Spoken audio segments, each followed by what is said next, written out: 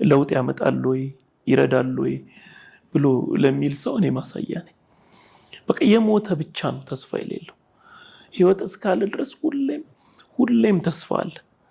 ይሄው በቃ 2% የተባልኩት ሰው 10 ዓመት ኖሬ ዛሬ ደግሞ በህይወቴ ውስጥ ለውጥ መጥቶ ድጋፎች ቢኖሩ ቆሜ እያወራው ነው።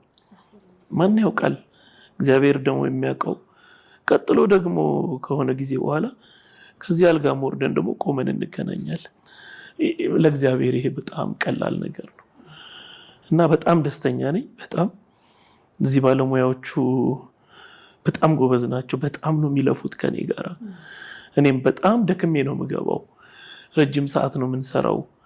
ስራችንን፣ ላባችንን፣ ድካማቸውን ደግሞ እግዚአብሔር ይቆጥራል።